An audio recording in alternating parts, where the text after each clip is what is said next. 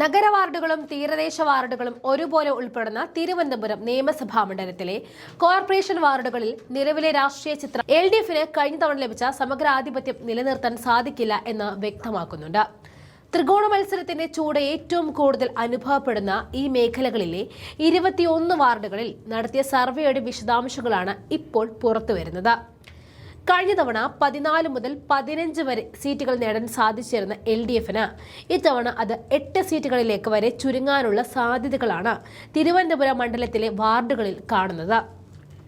പേട്ട, ചാക്ക പോലെയുള്ള ഇടതുപക്ഷത്തിന്റെ ശക്തി കേന്ദ്രങ്ങളിൽ അവർക്ക് സുരക്ഷിതമായിട്ട് ജയിക്കാൻ സാധിക്കുമെങ്കിലും നഗരത്തോട് ചേർന്ന് കിടക്കുന്ന ഇടങ്ങളിലും ഭീമാപള്ളി, വലിയതുറ, പൂന്തുറ പോലെയുള്ള തീരദേശ ന്യൂനപക്ഷ മേഖലകളിലും കഴിഞ്ഞ തവണ ഉണ്ടാക്കിയ ആധിപത്യം അതേപടി നിലനിർത്താൻ LDFനെ കൊണ്ട് സാധിക്കില്ല. ഈ തീരദേശ മേഖലകളിൽ തങ്ങളുടെ നഷ്ടപ്പെട്ട അടിത്തറ കോൺഗ്രസ് നേതൃത്വം നൽകുന്ന UDF തിരിച്ചുപിടിക്കുന്നുണ്ട് എന്നതുള്ളതാണ് ഏറ്റവും പ്രധാനപ്പെട്ട കാര്യം.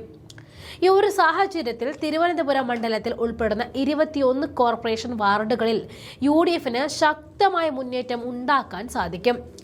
കഴിഞ്ഞ തവണത്തേക്കാൾ നിന്നും 4 സീറ്റുകളുടെ വർധനവ് UDFന് ഉണ്ടാകാനുള്ള സാധ്യതയാണ് സർവേ ചൂണ്ടിക്കാണിക്കുന്നത്.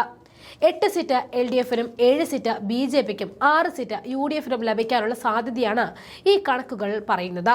ഒരു നെക്ക് ടു നെക്ക് ത്രികോണ മത്സരത്തിന്റെ പ്രതിഫലനം ഇവിടെ ഉണ്ടാകുമെന്നുമുള്ള സൂചനയാണ് സംശയമില്ലാതെ പുറത്തു വരുന്നത്. LDFന് എതിരായി ചെയ്യുന്ന വോട്ടുകളുടെ ധ്രുവീകരണം സംഭവിക്കാതിരുന്നാൽ, അതായത് BJPയുടെയും കോൺഗ്രസിന്റെയും വോട്ടുകൾ കൃത്യമായി പോയാൽ തീരദേശ ന്യൂനപക്ഷ മേഖലകളിൽ UDF മുന്നേറ്റം ഉറപ്പാക്കുന്നുണ്ട്.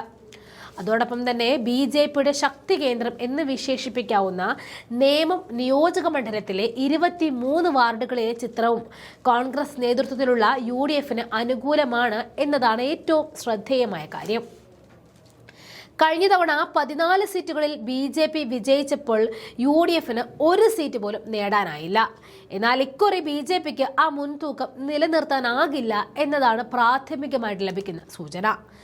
നിയമമണ്ഡലത്തിലെ വാർഡുകളിൽ ഇപ്പോഴും മുൻതൂക്കമുള്ള കക്ഷി BJP തന്നെയാണെങ്കിലും കഴിഞ്ഞ തവണത്തെ ആധിപത്യം നിലനിർത്താൻ അവർക്ക് സാധിക്കില്ല എന്ന് സർവേകൾ ചൂണ്ടിക്കാണിക്കുന്നുണ്ട്. തിരുമലാനിൽ ആനന്ദം K തമ്പി എന്നിവരുടെ മരണം, BJPയുടെ നിയന്ത്രണത്തിലുള്ള സഹകരണ ബാങ്കുകളിലെ വിഷയങ്ങൾ തുടങ്ങിയ പ്രാദേശിക ഘടകങ്ങൾ BJPക്ക് തിരിച്ചടി നൽകുന്നുണ്ട്.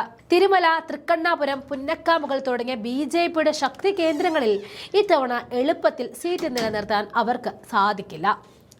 എന്നാൽ നേമത്തെ മത്സര ചിത്രത്തിലെ ഏറ്റവും പ്രധാന മാറ്റം UDFന്റെ ശക്തമായ തിരിച്ചുവരവാണ്. കഴിഞ്ഞ തവണ നേമത്ത് UDF തീർത്തും പിന്നോട്ട് പോയതാണ് BJPക്ക് നേട്ടമായ ഒരു ഘടകം. ആ ഘടകം ഇത്തവണ ഇല്ല എന്നതാണ് കോൺഗ്രസ് നേതൃത്വത്തിന് വലിയ പ്രതീക്ഷ നൽകുന്നത്. ചിലയിടങ്ങളിലെങ്കിലും UDF സ്ഥാനാർത്ഥികൾ വിജയത്തിന് അടുത്തു വരുന്ന പ്രകടനം കാഴ്ചവെക്കുന്നുമുണ്ട്. ചിലപ്പോൾ വിജയത്തിലേക്ക് എത്തുകയും ചെയ്തേക്കാം. UDFന്റെ ഈ വർദ്ധിത വീര്യം നേമം, പപ്പനംകോട് എസ്റ്റേറ്റ് വാർഡുകളിലും പൂജപ്പുരയിലും അതിശക്തമായ ത്രികോണ മത്സരം ഉണ്ടാകാൻ കാരണമാവുകയും BJPയുടെ വിജയമുറപ്പിച്ച പല സീറ്റുകളിലും തിരിച്ചടി നൽകുകയും ചെയ്യും.